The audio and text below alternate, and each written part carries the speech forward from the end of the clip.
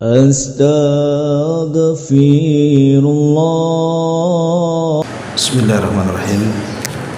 Assalamualaikum warahmatullahi wabarakatuh.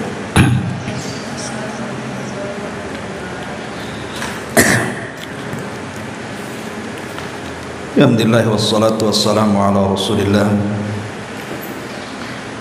wa ala alihi wa sahbihi wa mawalah wa la hawla wa la quwata illa billahi wa ba'du. Kita lanjutkan kajian kita, masih membahas kitab Umdatul Ahkam, dan kita masih masuk pada bab kelima pada hadis yang ke-34.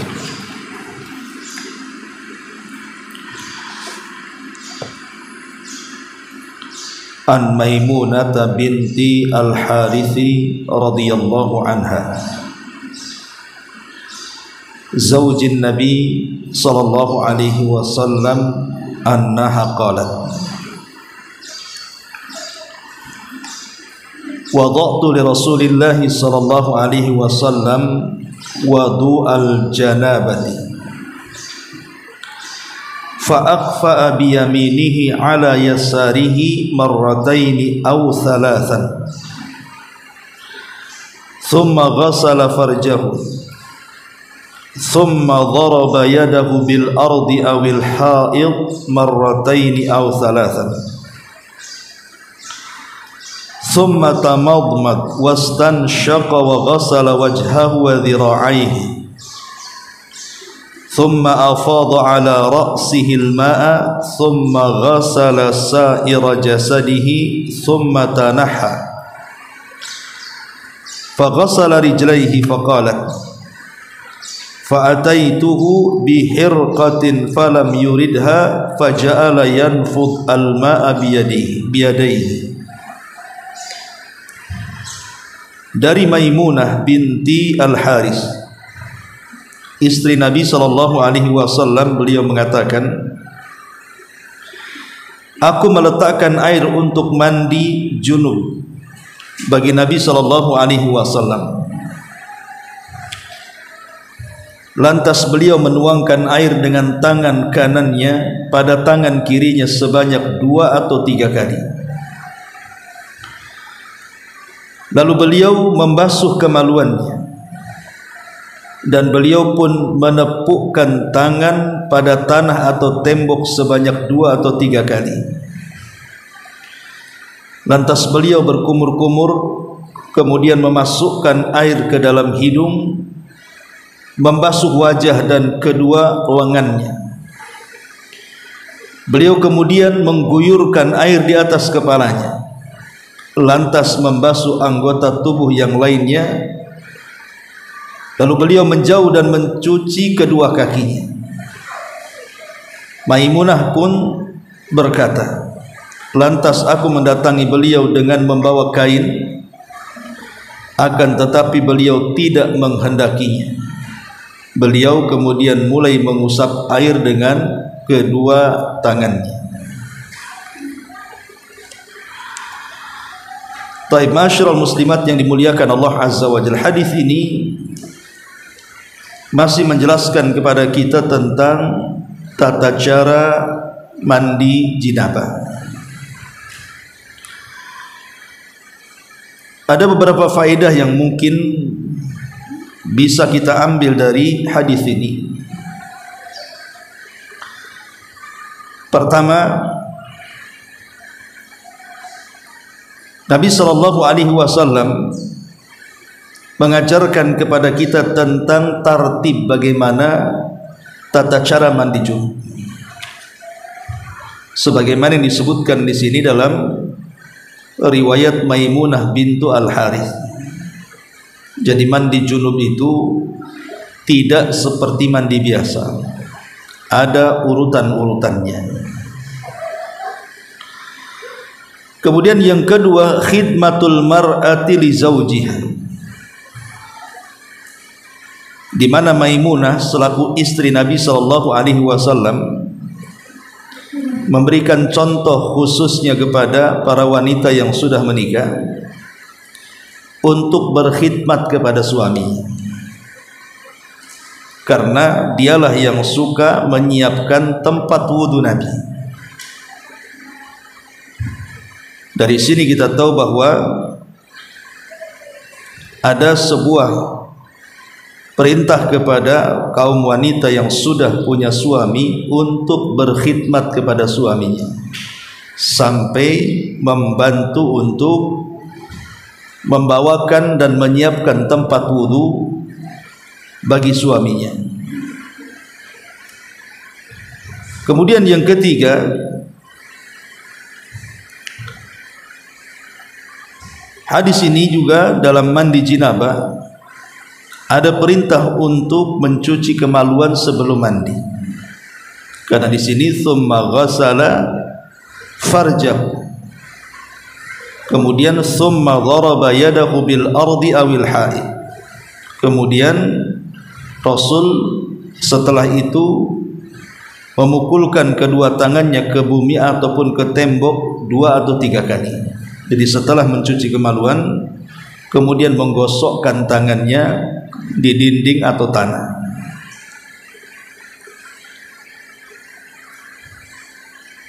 Kemudian juga tentang anjuran untuk berkumur-kumur dan juga memasukkan air ke hidung. Al-Imam Al-Bukhari rahimahullahu ta'ala, beliau sampai membuat bab dalam sahihnya, bab al-madmadati wal istinsaki fil jinabah, bab tentang anjuran berkumur-kumur ataupun memasukkan air ke hidung dalam mandi junub. Tetapi para ulama berselisih pendapat apakah berkumur-kumur dan memasukkan air ke hidung saat mandi junub itu hukumnya wajib ataukah sunnah. Jumhurul ulama, mayoritas para ulama mengatakan bahwa keduanya hanya sunnah saja. Tetapi sebagian para ulama ada yang mengatakan bahwa hukumnya wajib, dan yang kuat wallahu alam sunnah saja, sebagaimana yang dinyatakan oleh Al-Imam An-Nawawi rahimahullahu ta'ala. Kemudian juga di sini ada faedah tentang mengakhirkan mencuci kaki saat mandi junub, dan kemarin sudah dijelaskan dalam hadis sebelumnya ada 2 sifat mandi junub. Saat berwudu boleh melakukan wudu secara sempurna, artinya sempurna sampai mencuci kaki baru kemudian mandi, atau kemudian dalam hadis Maimunah ini mengakhirkan mencuci kaki, jadi berwudu tidak sempurna, mencuci kakinya nanti terakhir setelah mandi junub, berpindah tempat kemudian mencuci kaki. Ini dalam hadis Maimunah yang kita jelaskan di sini. Kemudian di sini juga ada faedah ketika Nabi SAW diberikan handuk oleh Maimunah untuk mengelap bekas mandi junub itu pada badannya. Nabi SAW tidak mau dan mengusap-ngusap bekas air dalam badannya dengan tangannya, sehingga kemudian menjadi polemik para ulama tentang hukum menggunakan handuk setelah berwudu ataupun setelah mandi. Ada yang mengatakan seperti yang disebutkan oleh Al-Imam Abdurrahman ibn Al-Mahdi dan sekelompok kalangan para ulama. Mereka mengatakan bahwa menggunakan handuk untuk mengelap wudu ataupun mandi junub itu hukumnya makruh berdasarkan hadis ini, karena Rasulullah SAW menolak ketika diberikan handuk masalahnya. Maka dijadikan hukum oleh sebagian para ulama, diantaranya pendapat Al-Imam Abdurrahman Al-Mahdi mengatakan bahwa hukumnya makruh. Tetapi Al-Imam Ibnu Qudamah beliau mengatakan bahwa al-aslu al-ibahatu, bahwa asal mengeringkan bekas wudu ataupun bekas mandi dengan handuk itu asalnya mubah. Adapun dalam hadis Maimunah ini, di mana Nabi SAW menolak perbuatannya, tidak mau menerima handuk yang diberikan Maimunah ini, tidak menunjukkan tentang haram apalagi makruh. Karena Nabi SAW terkadang meninggalkan perkara mubah itu banyak sekali. Jadi tidak mesti kemudian ketika Rasul tidak mau menerima handuk tawaran Maimunah itu langsung dihukumi makruh. Dan inilah pendapat yang kuat bahwa menggunakan handuk atau tidak maka tidak mengapa, tidak sampai ke tingkat makruh. Dan inilah yang difatwakan juga oleh Al-Imam Ibnu Utsaimin rahimahullahu ta'ala, bahwa asal menggunakan handuk itu adalah perkara mubah. Ma'asyiral muslimat yang dimuliakan Allah subhanahu wa ta'ala, ya. Berarti kalau kita simpulkan, kita gabungkan dengan hadis-hadis sebelumnya dari hadis Aisyah radhiyallahu anha, maka tata cara mandi jinabah itu adalah pertama seseorang mencuci kedua tangannya, kemudian setelah itu mencuci kemaluannya, kemudian mengusapkan telapak tangan setelah mencuci kemaluan ke tembok atau ke tanah, kemudian mencuci tangannya, ya sekali, dua kali atau tiga kali. Kemudian mulai dia berkumur-kumur. Setelah berkumur-kumur memasukkan air ke hidung ataupun istinsaq dan mencuci pergelangan tangannya, baru melakukan wudu secara sempurna ataupun tidak sempurna dengan meninggalkan kaki. Baru setelah itu mencuci kepalanya sampai betul-betul air menembus pori-porinya. Baru kemudian mengguyur seluruh badannya dari atas kepala sampai kaki, dan yang terakhir kemudian mencuci kakinya. Itulah kalau kita mau gabungkan dua riwayat ini tentang tartib mandi junub. Ma'asyiral muslimat yang dimuliakan Allah subhanahu wa ta'ala. Baik, kemudian hadis berikutnya, An Abdullah ibni Umar anna Umar bin Khattab radhiyallahu anhu qala, ya Rasulullah, ayarkudu ahaduna wa huwa junubun? Qala na'am. Idza tawadda'a ahadukum falyarqud wa huwa junubun. Dari Abdullah ibn Umar radhiyallahu anhuma mengatakan bahwa ayahnya Umar ibn Khattab mengatakan, wahai Rasulullah, apakah salah seorang di antara kita diperbolehkan tidur dalam keadaan junub? Maka Nabi SAW mengatakan, tentu boleh. Jika dia sudah berwudu, maka dia boleh tidur meskipun dalam keadaan junub. Hadis ini menunjukkan tentang rahmat Allah subhanahu wa ta'ala yang sangat luas, bahwa Islam itu tidak menyusahkan siapapun,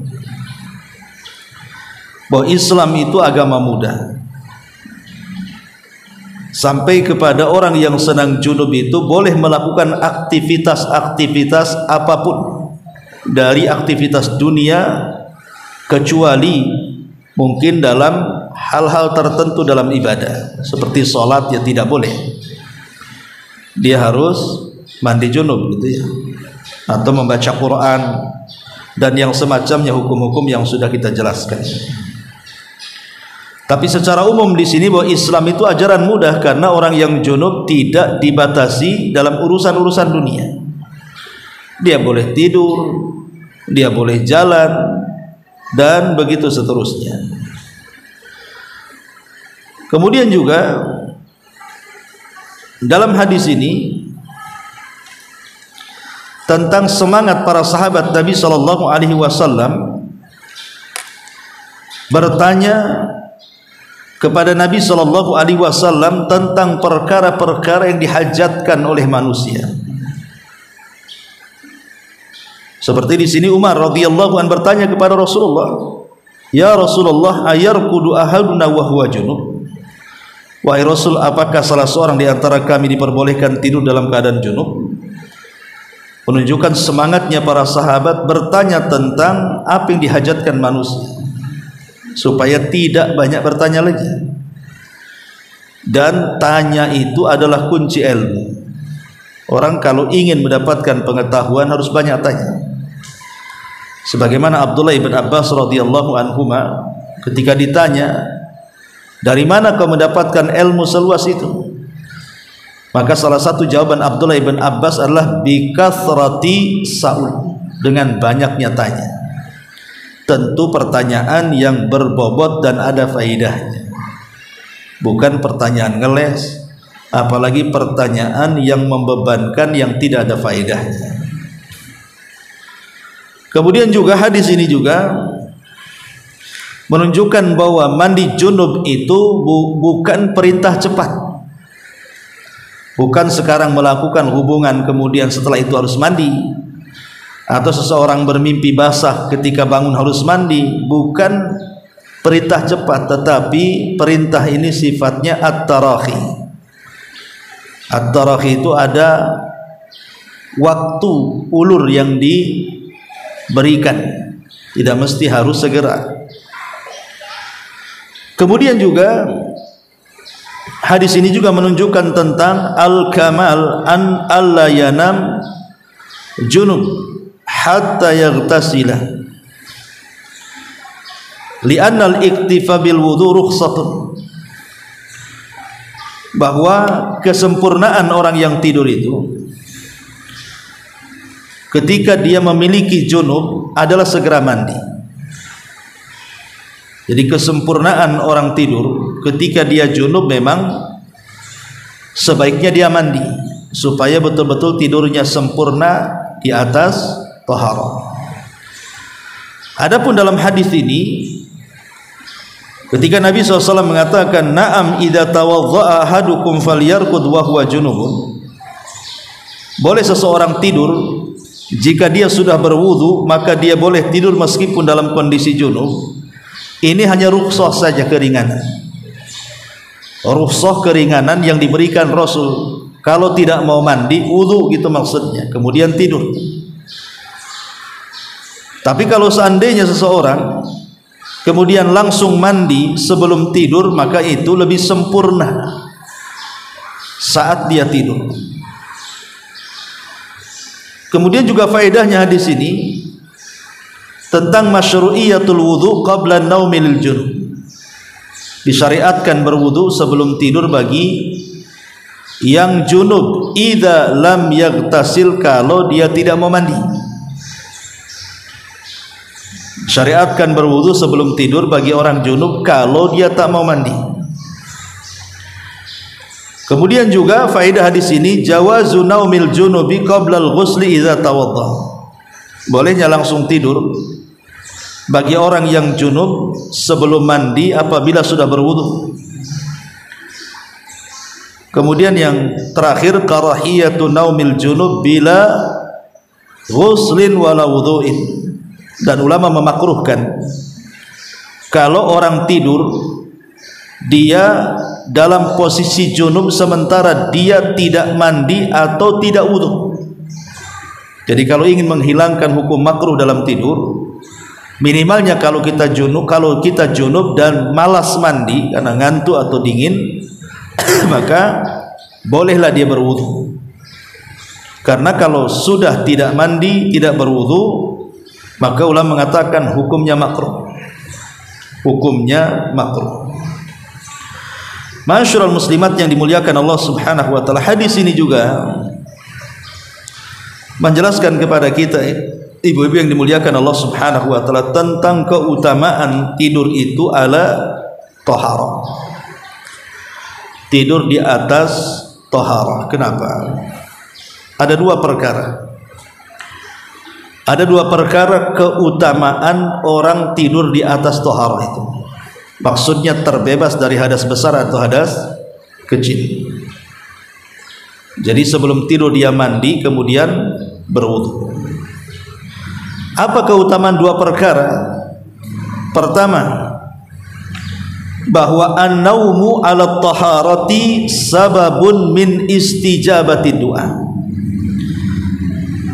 Ketika ibu tidur dalam posisi bersih, suci dari hadas kecil atau hadas besar, maka ini sebab terbesar min istijabati du'a, bahwa doa-doa kita itu akan dikabulkan.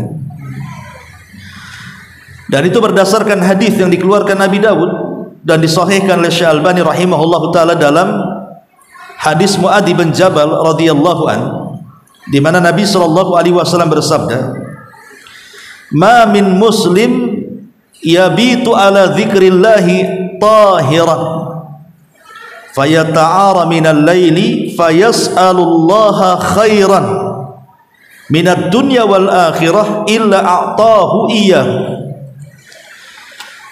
Kata Nabi sallallahu alaihi wasallam, tidaklah seorang muslim dia tidur di malam hari ala dzikrillah, di atas berzikir kepada Allah Subhanahu wa taala, tahiran, dan dia dalam posisi suci.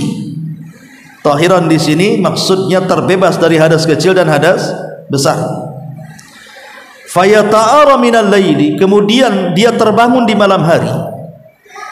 Fayas'alullaha khairan min khairid dunya wal akhirah, kemudian dia pun meminta kepada Allah dari kebaikan-kebaikan dunia atau kebaikan-kebaikan akhirat. Illa a'tahu iyyah, kecuali Allah akan berikan permintaannya. Jadi kata Nabi SAW, tidaklah seorang muslim sebelum tidur dia ingat Allah, berzikir, baca doa sebelum tidur, dan dirinya dalam kondisi suci. Dia tidak punya hadas kecil, dia tidak punya hadas besar, artinya dia mandi, dia berwudu bagi yang junub ya. Kemudian dia tertidur lelap, tiba-tiba tengah malam bangun dia. Saat bangun itulah kemudian kita angkat kedua tangan kita ke langit, kemudian memohon apa saja yang ibu mohon kepada Allah Subhanahu wa taala dari kebaikan dunia dan akhirat. Kata Nabi sallallahu alaihi wasallam, illa a'tahu iyyahu, kecuali permohonannya akan dikabulkan Allah Subhanahu wa taala. Berarti di sini orang yang tidur ala taharatin, orang yang tidur di atas kondisi suci, maka sababun min istijabati du'a, itu menjadi sebab terkabulkannya sebuah doa. Ini yang pertama. Kemudian yang kedua, faedahnya adalah al-malaikatu tad'u liman nama ala tahar, bahwa malaikat selama kita tidur itu akan mendoakan kebaikan bagi kita. Para malaikat akan datang dan mendoakan kebaikan kepada kita, kebaikan kepada orang yang tidur di atas taharah. Dalilnya adalah sebuah hadis yang dikeluarkan oleh Imam Ibnu Hibban, dan hadis ini dihasankan oleh Syekh Albani dari hadis Abdullah bin Abbas radhiyallahu anhuma. Nabi sallallahu alaihi wasallam bersabda, "Tahiru ajsadakum tahharakumullah." Bersihkan jasad-jasad kalian, badan-badan kalian, semoga Allah membersihkan kalian. Kata Rasul, bersihkan badan-badan kalian, semoga Allah membersihkan kalian. Fa innahu laisa min 'abdin, fa innahu laisa min 'abdin yabitu tahiran, karena sesungguhnya tidak ada seorang hamba yang tidur di malam hari dalam kondisi bersih, suci, baik dari hadas besar atau hadas kecil, illa bata ma'ahu fi syi'arihi malakun, kecuali akan ada para malaikat yang berada di dalam pakaiannya, di dalam pakaian tidurnya. La yanqalibu sa'atan minal laili, tidaklah orang yang tertidur itu sewaktu-waktu dia berguling entah ke kiri entah ke kanan, illa qala, kecuali malaikat yang diutus oleh Allah Subhanahu wa taala untuk menemani orang tidur itu, dia pun berdoa, Allahumma ighfir li abdika fa innahu bata tahira. Ya Allah, ampuni untuk hambamu yang tidur ini karena dia telah tidur dalam kondisi suci. Dalam riwayat, para malaikat mendoakan dua perkara. Pertama mendoakan ampunan, yang kedua mendoakan rahmat. Jadi malaikat mengatakan Allahumma ighfir lahu, Allahumma arhamhu, ya Allah ampuni hamba ini, ya Allah rahmati hamba ini. Lihat bagaimana keutamaan besar orang yang tidur itu dalam posisi dia bersih, tidak memiliki hadas kecil ataupun hadas besar. Di mana orang yang tidur dan tidak memiliki hadas kecil, hadas besar, pertama itu sebab terbesar dikabulkan doa-doanya apabila dia berdoa saat terbangun dari tidur. Dan yang kedua, malaikat akan datang kemudian mendoakan kebaikan sepanjang tidur dia sampai bangun dengan doa ampunan dan rahmat. Luar biasa Bu ya, ini keutamaan yang luar biasa. Apalagi kondisi orang itu suci, baik dari hadas kecil dan hadas besar, itu bagian daripada iman. Artinya tidur kita itu di atas iman. Karena Nabi SAW mengatakan at-tuhuru syatrul iman, bahwa suci itu bagian daripada keimanan.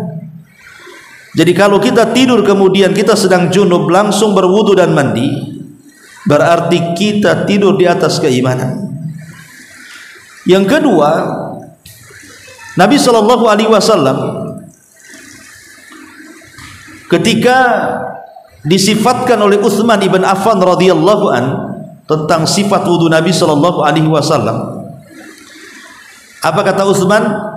Inni ra'aitu an-nabiy sallallahu alaihi wasallam tawadda'a mithla wudu'i hadha, thumma qala man tawadda'a hakadha ghufira lahu ma taqaddama min dhanbi. Aku pernah melihat Rasul sallallahu alaihi wasallam berwudu seperti wuduku ini. Kemudian dia mengatakan, barang siapa yang berwudu seperti wudunya Nabi, maka akan diampuni dosa-dosanya yang telah lalu.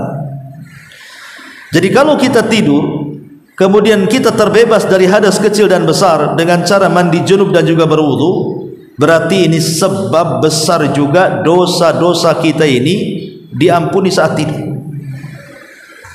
Ini juga keutamaan ya. Kemudian yang ketiga, bahwa Nabi SAW menyebutkan tentang keutamaan orang yang suci itu, baik suci dari hadas kecil atau hadas besar. Kata Nabi SAW dari hadis Uqbah ibn Amir radhiyallahu anhu, dia mengatakan, yang cukup panjang hadisnya. Kemudian di ujung hadis Nabi SAW mengatakan, ma min muslimin yatawadda fayuhsinu wudu'ahu, tidaklah seorang muslim dia berwudu kemudian dia memperbaiki wudunya, illa wajabat lahul jannah, kemudian Rasul mengatakan kecuali Allah akan jamin dia masuk ke dalam surga. Menunjukkan bahwa wudu ini juga sebab di antara sebab-sebab masuk surga. Jadi kalau kita kemudian berwudu, kemudian mandi, kemudian tidur, Allah takdirkan yang namanya tidur itu kan akhul maut, Ibu ya. Tidur itu akhul maut, artinya saudara dari kematian. Banyak orang yang tidur kemudian bangun, banyak juga yang tidur dan tidak bangun lagi. Karena Allah Subhanahu wa taala mengatakan dalam surah Az-Zumar ayat 42 itu, Allahu yatawaffal anfus hina mautiha wallati lam tamut fi manamiha fayumsikul lati qadha 'alaiha al-maut wa yursilul ukhra ila ajalin musamma. Allah lah yang mewafatkan setiap jiwa saat kematiannya, dan yang belum ditakdirkan kematiannya saat tidurnya. Jadi saat tidur itu ruh kita keluar. Kalau Allah Subhanahu wa taala takdirkan dia mati, maka ruh akan ditahan, tidak boleh lagi masuk dalam jasadnya. Tapi kalau Allah takdirkan dia masih hidup, wa yursilul ukhra ila ajali musamma, maka Allah akan lepas ruh itu biar masuk lagi ke dalam jasadnya. Makanya dari sini kita tahu bahwa tidur itu saudara kematian. Ketika penduduk sorga juga ditanya kepada Nabi SAW, apakah penduduk sorga itu tidur? Apakah di sorga itu ada tidur? Seperti kita di dunia ini ada tidur, ada bangun gitu. Rasul mengatakan tidak, di sorga itu tidak ada tidur. Jadi ibu akan melek saja. Ya. Kemudian ditanya kenapa di sorga tidak ada tidur, maka Rasul mengatakan karena an-naumu akhuhul maut, karena tidur itu saudara kematian, dan di sorga tidak ada kematian. Di sorga itu hanya ada kehidupan dan kesenangan. Lah karena dalam posisi tidur itu ruh kita keluar, bisa saja ditahan, bisa saja dibebaskan, bisa saja masuk kembali ke badan, bisa saja tidak masuk lagi ke badan. Maka sebisa mungkin kalau bisa tidur kita itu dibuat seindah mungkin, supaya kalau Allah takdirkan meninggal dunia, ya kita ini husnul khotimah, bukan su'ul khotimah. Lah salah satunya adalah menjaga toharoh sebelum tidur. Makanya sering saya katakan, para ulama salaf mengatakan bahwa kalau orang meninggal dunia, saat tidur dia meninggal dunia, untuk menilai apakah orang ini su'ul khotimah atau husnul khotimah itu sebenarnya mudah. Jadi orang yang tertidur kemudian tidak bangun lagi, untuk menilai apakah kematiannya itu kematian yang buruk ataukah kematiannya itu kematian yang baik. Umpamanya saat ibu menemani orang sakit, sakit ini mungkin tertidur gitu kan, lah dilihat dia saat kematiannya itu, dilihat kepada sebelum tidurnya, sebelum komanya, apa yang dilakukan dia. Kalau memang sebelum komanya, sebelum tidurnya itu dia habiskan untuk berzikir kepada Allah, dia bacalah itu baca-bacaan tidur. Kemudian dia berusaha untuk tidurnya di atas tohara. Kemudian Allah takdirkan dia meninggal dunia, maka insya Allah itu husnul khatimah. Tapi kalau sebelum komanya, sebelum tidurnya dia bermaksiat kepada Allah Azza wa Jalla, tidak ada zikir yang dibaca, dia pun tidak peduli di atas tohara ataupun tidak, akan begitu, maka dipastikan dan dikhawatirkan dia meninggal su'ul khotimah. Begitu kata para ulama untuk membedakan kematian orang itu su'ul khotimah ataukah husnul khotimah. Ma'asyiral muslimat yang dimuliakan Allah Subhanahu wa taala. Kemudian hadis berikutnya, an Ummi Salamah radhiyallahu anha zaujin Nabi sallallahu alaihi wasallam qalat, ja'at Ummu Sulaim imra'atu Abi Talhah ila Rasulillah sallallahu alaihi wasallam faqalat, ya Rasulullah, inna Allah la yastahi minal haq, fahal 'alal mar'ati min ghuslin idza hiya ihtalamat? Faqala Rasulullah sallallahu alaihi wasallam, na'am idza hiya ra'atil ma'. Dari Ummu Salamah, istri Nabi sallallahu alaihi wasallam. Ummu Salamah ini adalah wanita yang paling berakal dari seluruh istri-istri Nabi. Ummu Salamah ini memang wanita yang paling berakal. Dialah yang banyak menyelesaikan konflik di antara pertikaian istri-istri Nabi sallallahu alaihi wasallam. Jadi punya kecerdasan dan mengkontrol emosi, dan selalu bisa menyelesaikan masalah. Jadi kalau antar istri-istri Nabi itu ada masalah, baik sesama mereka ataukah dengan Nabi sallallahu alaihi wasallam, maka Ummu Salamah ini sebagai perantaranya, juru bicaranya, pendamainya, dan begitu seterusnya. Karena satu-satunya istri Rasul yang tidak punya kecemburuan ini Ummu Salamah. Padahal istri Rasul banyak kan. Dan tabiat seorang wanita pasti cemburu kalau di mana. Tapi Ummu Salamah ini dia tidak punya sifat itu. Kenapa demikian? Tentu karena ada asbab musababnya. Kenapa Ummu Salamah sampai seperti itu? Jadi saat Nabi SAW datang ke rumah Ummu Salamah di saat wafat suaminya Abu Salamah, kata Ummu Salamah, walaupun ada sahabat yang melamarku, mungkin dia secara fisiknya lebih bagus, secara hartanya lebih kaya, secara nasabnya lebih mulia, maka aku tidak akan menikah dengan dia karena tidak ada laki-laki yang lebih aku cintai melebihi Abu Salamah. Artinya saat Ummu Salamah ini ditinggal suaminya dan selesai masa idahnya, banyak para sahabat yang melamar dia. Tentu sahabat melamar sahabiah itu bukan dinilai dari segi dunia, tidak, bukan dari kecantikannya, bukan dari bentuk tubuh dan begitu, enggak. Sahabat itu melihat tentang kegigihan Ummu Salamah karena dia termasuk wanita yang as-sabiqun al-awwal, orang-orang yang mula-mula masuk Islam, dan dia bisa bertahan dalam Islam itu dengan cara hijrah 2 kali ke Habasyah dan hijrah ke Madinah, dan dia banyak sekali ujian saat dia memeluk Islam dan dia bisa menghadapinya, sehingga itu yang membuat para sahabat ingin menikahi janda Ummu Salamah ini, karena dilihat dari agamanya luar biasa, kekuatan iman yang luar biasa. Jadi berbondong-bondong para sahabat, terutama sahabat senior yang ingin menikahi Ummu Salamah, tapi ditolak semuanya. Padahal Ummu Salamah itu banyak anak-anak kecilnya, banyak anak yatimnya, peninggalan dari Abu Salamah kan. Kan banyak orang kaya melamar dia tapi tak mau. Sampai akhirnya kemudian Nabi SAW datang dan melamarnya. Ya kalau sudah Nabi yang melamarnya, tidak mungkin dia mengatakan Abu Salamah lebih baik daripada Nabi kan. Walaupun dia cinta dengan Abu Salamah, tapi yang datang Nabi, ya tidak mungkin dia mengatakan seperti itu. Tapi dia ingin menolak secara halus dengan mengatakan, ya Rasulullah, menikahlah dengan wanita lain, karena aku ini satu wanita pencemburu, yang kedua anak-anakku banyak, yang ketiga aku sudah tua, cari wanita yang lebih muda.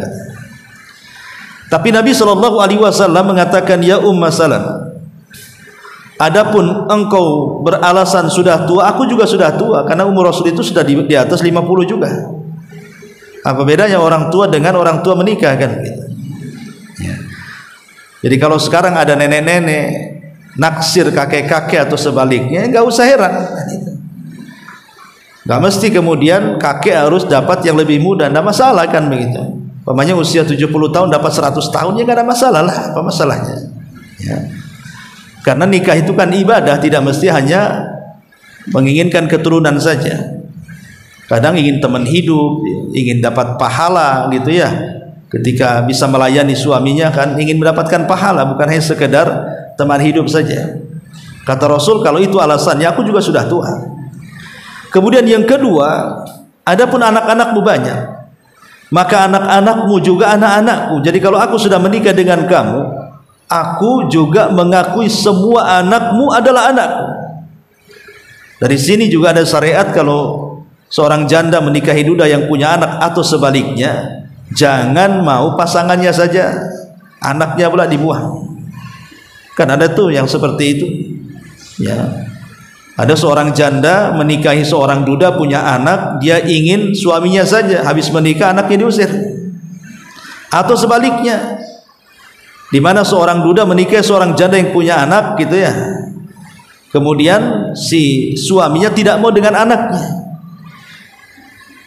Karena banyak kisah-kisah tentang kekejaman ibu tiri. Kalau bapak tiri jarang ya, ibu tiri biasanya ya. Tapi tidak semua ibu tiri juga jahat ya, cuman kan sampai dilakukan tuh ya tentang kejahatan ibu tiri itu. Tapi yang jelas bahwa di sini kata Nabi SAW, anakmu anakku, apa masalahnya? Kemudian yang ketiga, adapun urusan sifat pencemburumu, aku akan berdoa kepada Allah Subhanahu wa taala supaya hilang dari hatimu. Maka setelah Nabi SAW berdoa, betul-betul hilang cemburunya. Ummu Salamah tidak punya perasaan cemburu sama sekali. Setelah menikah dengan Rasul, ya biasa-biasa saja, tidak ada masalah dengan madu-madunya. Makanya dia menjadi wanita yang berakal karena dia tidak disibukkan dengan cemburu. Cemburu ini kan yang menjadikan seseorang itu tidak, yang tadinya berakal jadi tidak berakal. Betapa banyak orang gara-gara cemburu dibakar suaminya, gara-gara cemburu minta cerai, gara-gara cemburu melakukan kekerasan, hilang akalnya kan ya. Makanya cemburu itu yang menghilangkan akal. Cemburu boleh, tetapi kata Nabi SAW, cemburu yang berlebihan itu bisa membuka pintu talak. Makanya saya katakan, kenapa Ummu Salamah itu wanita yang paling berakal dari seluruh istri Nabi? Ya karena tadi hilang perasaan cemburunya karena atas doa Nabi, gitu ya. Bukan dia menghilangkan sendiri, tidak, doa Nabi. Tidak bisa orang menghilangkan cemburu dalam keluarga. Ya, tapi karena Nabi SAW mendoakan supaya hilang cemburunya, sehingga wanita yang paling berakal. Sampai ketika Nabi SAW umrah, kalau tidak salah umrah Hudaybiyah, pertama kali Rasul umrah, kan tidak boleh masuk ketika itu, dihadang oleh orang-orang Quraisy. Akhirnya Rasul marah.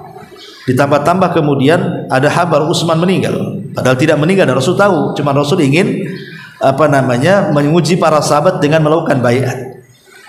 Nah, karena tidak jadi masuk, otomatis para sahabat harus sebelum membuka ihram dan menggunakan pakaian biasa itu harus dicukurkan kepalanya, karena tidak jadi umrah. Harus dicukur, harus tahallul.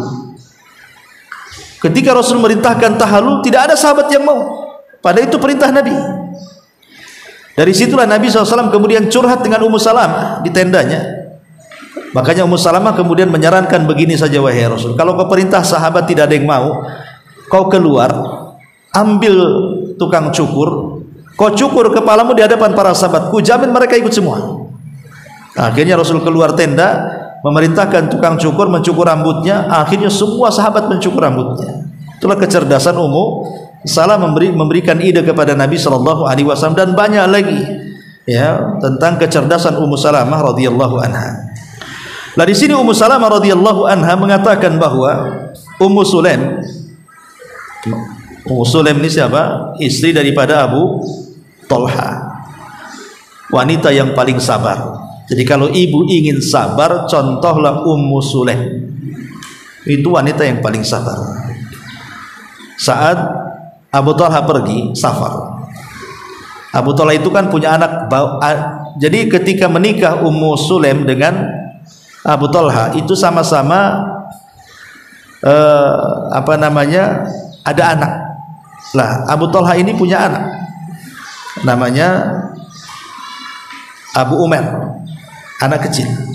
Abu Umair itu yang dijelaskan dalam sebuah riwayat, dia punya burung, kemudian meninggal burungnya, dia menangis, kemudian dilaporkan kepada Rasul. Maka Rasul menghibur anaknya Abu Thalha ini dan mengatakan, ya Aba Umair ma fa'alan Nughair, wahai Aba Umair, apa yang dilakukan burungmu si Nughair itu, katanya.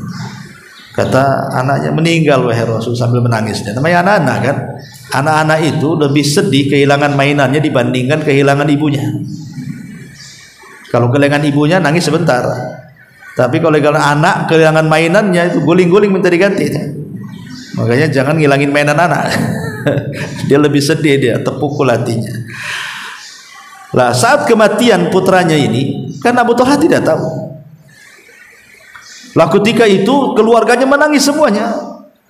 Maka Ummu Sulaim dengan marahnya kepada keluarga Abu Thalha ini dan mengatakan, la tabkun, jangan menangis. Siapapun yang menangis di rumah Abu Thalha, keluar, jangan tinggal di rumah sini.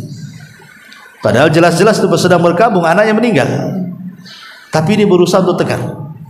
Akhirnya karena ketakutan, semua keluarganya tak jadi menangis. Kemudian Ummu Sulaim mengatakan, jangan beritahu kepada suamiku tentang kematian putranya sampai aku yang memberitahunya. Akhirnya ketika Abu Thalha datang, maka Ummu Sulaim berusaha seolah-olah tidak terjadi apapun. Tidak terjadi apapun. Ya, dia seolah-olah biasa, tidak ada masalah menjamu suaminya yang baru pulang safar. Dia berusaha bertampil dengan tampilan seindah mungkin. Kemudian dia melayani di ranjang sebaik mungkin. dia memasakkan masakan yang paling enak seenak mungkin. Pokoknya seolah-olah tidak ada masalah. Jadi setelah kemudian Abu Talha datang, kemudian makan enak, ya, kemudian diajak berhubungan suami istri, kemudian diajak tidur di malam harinya, sementara anak yang meninggal itu sudah dimandikan, dikafankan, kemudian diselimuti seolah-olah dia sedang tidur. Jadi Abu Talha tidak tahu anaknya meninggal, karena disangkanya sedang tidur. Kalau dia hendak melihat anaknya, dilarang sama Ummu Sulaim ini, jangan ganggu tidur dia, katanya. Akhirnya keduanya tidur sampai malam, sampai sepertiga malam baru kemudian terbang.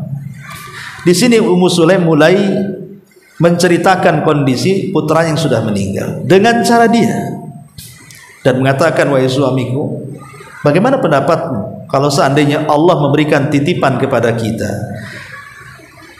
Jadi bagaimana pendapatmu kalau seandainya seseorang memberikan barang titipan kepada kita dan orang itu hendak mengambil kembali titipannya?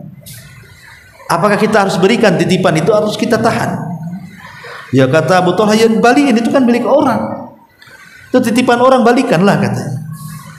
Disinilah masuk Ummu Sulaim mengatakan, wahai suamiku, sesungguhnya putra kita ini titipan Allah. Gimana kalau seandainya Allah mengambilnya? Kaget dia. Disitulah dia kaget, langsung dia mau marah tak jadi, kan itu ya. Karena melihat kebaikan istrinya, akhirnya dia pun hanya bisa terdiam, kemudian melihat putranya yang sudah meninggal. Paginya dibawa kepada Nabi agar Nabi menyolatkan dan menguburkannya.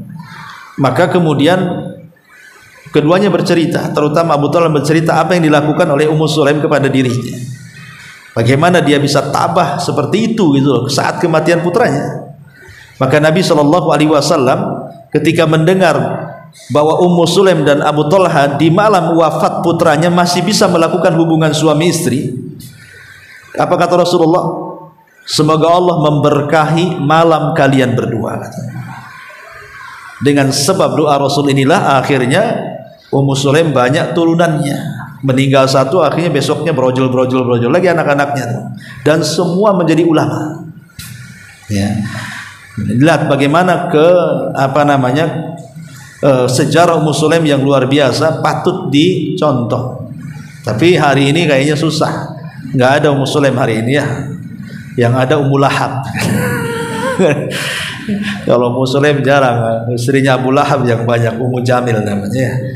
Gitu. Taib. Jadi Ummu Sulaim mengatakan di sini, istri Abu Talha radhiyallahu an menemui Nabi sallallahu alaihi wasallam dan berkata, wahai Rasulullah, sesungguhnya Allah tidak malu untuk menjelaskan kebenaran. Apakah seorang wanita diwajibkan mandi jika dia mimpi basah? Maka Nabi SAW bersabda, ya, jika dia melihat air pada pakaiannya, maksudnya melihat sperma pada pakaiannya. Hadis ini ada faedah yang bagus sekali. Pertama, tentang bolehnya seorang wanita meminta fatwa kepada laki-laki. Ummu Sulaim minta fatwa kepada Nabi. Boleh wanita bertanya kepada yang laki-laki walaupun bukan mahramnya. Meminta fatwa artinya bertanya soal agama. Kemudian yang kedua, bagaimana semangatnya sahabiat, wanita-wanita di zaman Rasul untuk menuntut ilmu. Bagaimana para wanita-wanita di zaman Rasul semangat untuk menuntut ilmu kepada Nabi SAW. Dan harusnya juga demikian. Wanita-wanita di zaman sekarang juga tidak boleh ketinggalan, harus terus menggali ilmu. Kemudian juga hadis ini juga bahwa wanita itu wajib mandi apabila dia mimpi, tetapi dengan catatan idza ra'atil mah, kalau melihat air sperma ada pada pakaiannya. Makanya kemarin sudah saya jelaskan bahwa mimpi itu terbagi menjadi tiga ya. Mimpi basah itu terbagi menjadi tiga. Satu, ya, orang bermimpi, betul-betul bermimpi. Dalam mimpinya dia berhubungan dengan suaminya. Kemudian mungkin suaminya kemana gitu ya, safar lama, akhirnya sampai kemimpikan dalam mimpinya. Berhubunganlah dengan suaminya dalam mimpinya, karena suaminya sudah 2 tahun tak pulang-pulang, sudah jadi ibu thayyib ya. Jadi akhirnya termimpikan dalam tidurnya. Kemudian bangun, ternyata ada sperma di pakaiannya, berarti wajib mandi. Ini yang pertama. Yang kedua, dia bermimpi juga berjumpa dengan suaminya dalam tidurnya, kemudian melakukan hubungan suami istri dalam tidurnya. Tapi ketika tidur tak nampak pula air sperma itu. Artinya tidak mengeluarkan sperma. Padahal dalam mimpinya dia melakukan hubungan. Berarti tidak wajib mandi. Kenapa? Karena syarat wajib mandi itu dalam hadis Ummu Salamah, idza ra'atil ma, kalau melihat air di pakaian.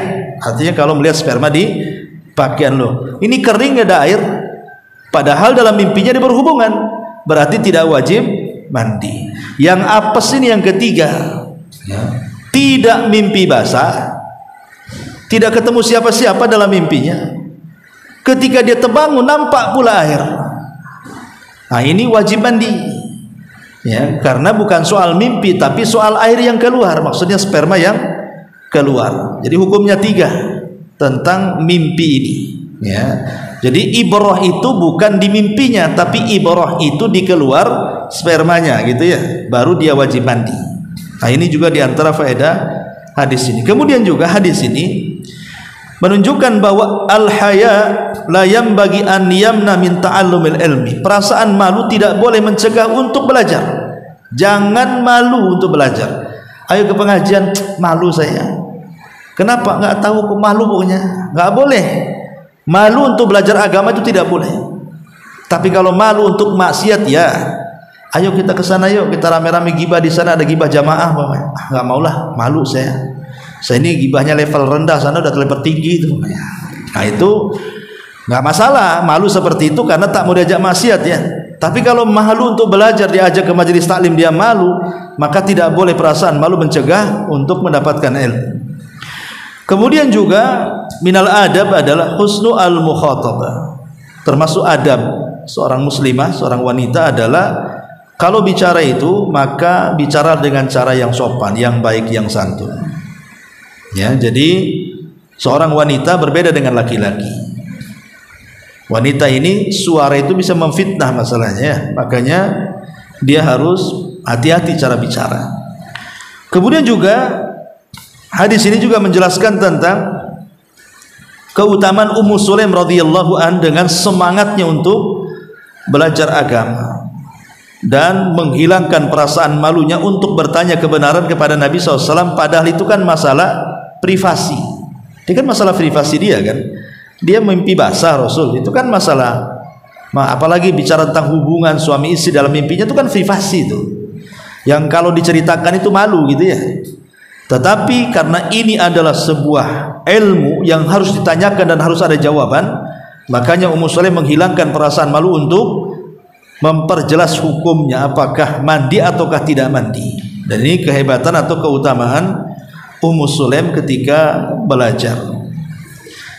Wallahu alam, ini diantara hadis tentang seputar mandi junub. Tapi sampai di sini. Belum saya tutup, silakan kalau ada yang bertanya.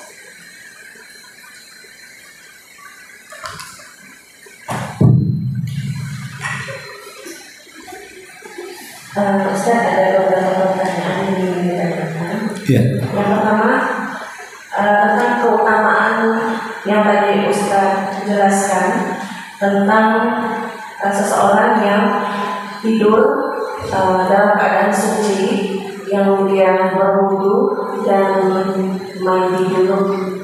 Nah, apakah keutamaan ini didapatkan juga oleh seseorang yang tidak dalam keadaan junub, namun dia tidur berwudu terlebih dahulu? Sama Ustaz. Ya, hadisnya ini kan Rasulullah SAW mengatakan bukan kalimatnya wudu, tetapi bata tahira. Bata tahira, dia bata itu tidur malam dalam kondisi suci. Tahira itu suci, artinya kan mencakup hadas kecil dan hadas besar kan gitu ya. Karena adapun hadis tentang masalah hadis Maimunah tadi, hadis Abdullah ibn Umar radhiyallahu anhuma dari ayahnya Umar bin Khattab radhiyallahu anhu yang ketika Rasul mengatakan kalau tidak mau mandi ya wudu saja, itu dalam bentuk rukhsah saja, dalam bentuk keringanan gitu, supaya menghindari hukum makruh. Makanya supaya tidak makruh wudu itu maksudnya. Tapi kalau keutamaan orang yang mendapatkan doa para malaikat, kemudian juga mendapatkan istijab doa, maka wallahu alam kalimat tahira ini nakirah, dia bentuk umum, berarti mencakup hadas kecil dan hadas besar. Jadi harus mandi dan berwudu. Wallahu a'lam.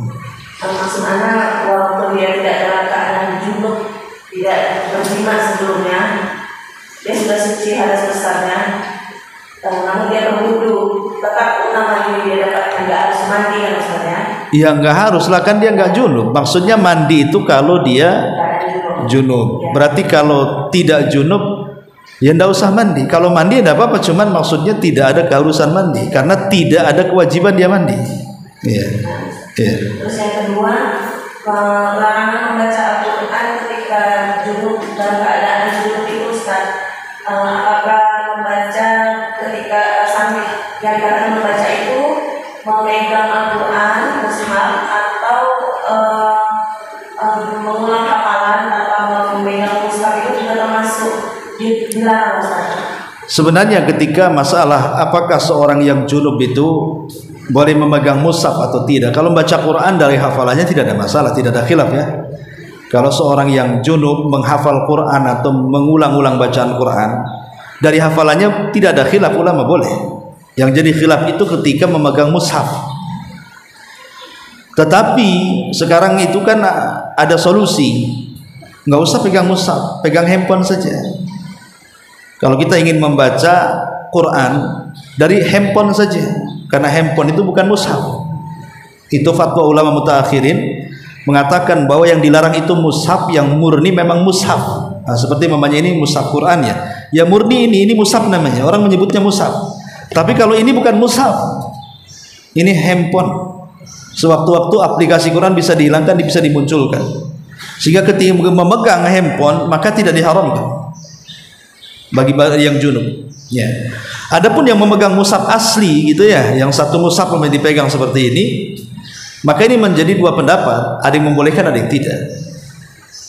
Ada yang membolehkan, ada yang tidak. Karena bagi yang membolehkan ayat Al-Quran itu la yamassuhu illal mutahharun. Al-Quran tidak boleh disentuh kecuali al-mutahharun, oleh yang disucikan. Di situ menggunakan maf'ul, bukan menggunakan fa'il. Artinya bukan sifatnya muta'addi, bukan lazim. Yang dimaksud yang disucikan itu bukan manusia maksudnya, tapi para malaikat. Dan Quran dalam ayat itu bukan Quran yang di bumi, maksudnya Lauhil Mahfuz. Jadi Quran yang di Lauhil Mahfuz tidak boleh disentuh kecuali oleh para malaikat, itu maksudnya. Tapi ada juga yang mengatakan bahwa ayat itu juga maksudnya adalah Quran yang di bumi. Dan yang disucikan artinya suci dari hadas besar dan hadas kecil. Jadi ada dua pemahaman yang berbeda ketika Allah mengatakan la yamassuhu illal mutahharun. Tidak boleh Quran itu disentuh kecuali orang yang disucikan. Ada yang mengatakan yang disucikan para malaikat, ada yang mengatakan yang disucikan ya kita manusia. Bagi yang mentafsirkan malaikat berarti kita manusia boleh megang mushaf walaupun dalam kondisi junub, gitu maksudnya. Tapi bagi yang mentafsirkan mutahharun di situ manusia, maksudnya suci dari hadas besar dan hadas kecil, maksudnya larangan tidak boleh memegang mushaf. Lah supaya kita keluar dari khilaf ulama, sekarang Allah mudahkan, pegang handphone aja lah. Enggak usah pegang mushaf. Kita baca aja dari handphone. Karena kita bukan sedang pegang mushaf, sedang pegang handphone. Wallahu a'lam. Berarti dalam keadaan junub itu tetap diperbolehkan membaca zikir ya Ustaz ya? Boleh. Tidak ada masalah. Iya. Boleh. Iya. Jika seorang itu dalam keadaan junub kemudian meninggal dunia, saat mandi jenazah apakah mandi junub dulu atau pemandian jenazah itu sudah termasuk mandi junubnya? Sudah termasuk. Karena mandi junub dengan mandi jenabah itu sebenarnya sama. Sama-sama mandi wajib dan kefiahnya sama. Jadi cukup satu kali mandi sudah masuk pada mandi junub dan mandi mayat. Jadi tidak perlu dua kali dimandikan gitu maksudnya, satu kali saja. Karena hukumnya sama. Sama dengan ada dua anjing menjilat satu bejana. Apakah kemudian bejana ini harus dicuci 17 kali? Kan enggak juga ya. 14 tambah 14 kali dengan dua tanah gitu jadi 16 kali ya. Ya. Nggak harus. Ya 7 kali itu yang dicuci. Walaupun yang menjilati 10 anjing di satu bejana loh ya. Ya tidak mungkin kita kalikan 100 anjing kali 7 gitu. Habislah itu air ATP ya. Jadi ya kalau satu bejana saja satu kali sudah cukup.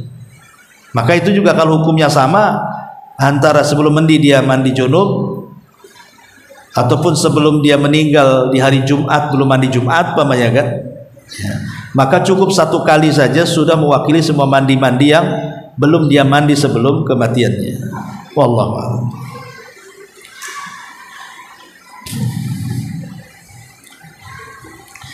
Baik, sampai di sini. Subhanakallahumma bihamdika asyhadu an la ilaha illa anta astaghfiruka wa atubu ilaik. Allahu ta'ala